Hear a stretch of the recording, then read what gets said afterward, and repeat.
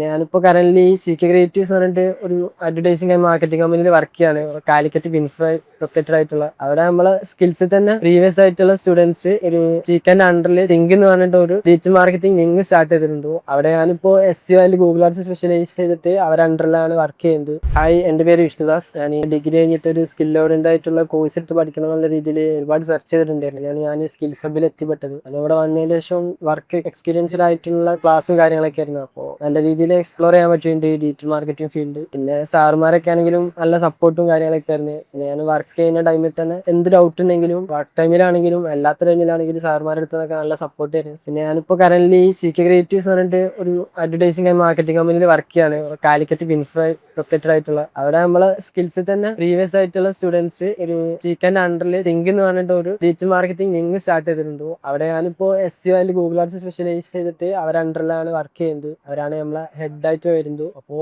അവിടെ ആണെങ്കിലും നല്ലൊരു എക്സ്പീരിയൻസ് ആണ്. പിന്നെ എന്തെങ്കിലും ഡൗട്ട് കാര്യങ്ങൾ ഇങ്ങനത്തെ വർക്ക് റിലേറ്റഡ് കാര്യങ്ങളൊക്കെ സാറുമാരുടെ അടുത്ത് എൻഡേഴ്സിന്റെ അടുത്ത് അപ്പം തന്നെ ചോദിക്കാനൊക്കെ ഉണ്ട്. ഒന്നുകൂടി ചോദിക്കുകയാണെങ്കിൽ പറ ബ്രോ എന്നുള്ളൊരു മൈൻഡിലാണ് അവർ റിപ്ലൈ ആയിരുന്നു. കാര്യങ്ങളൊക്കെ ഭയങ്കര ഒരു സപ്പോർട്ടീവ് ആയിട്ടാണ് സാറുമാരൊക്കെ ഉള്ളത്. പിന്നെ എൻ്റെ ഒരു പേഴ്സണൽ എക്സ്പീരിയൻസ് നോക്കുകയാണെന്നുണ്ടെങ്കിൽ ഞാൻ വർക്ക് ചെയ്യുന്നിടത്താണെങ്കിലും എനിക്ക് നല്ല രീതിയിലുള്ള ഒരു സ്ട്രഗിളിങ് എനിക്ക് വന്നിട്ടില്ല.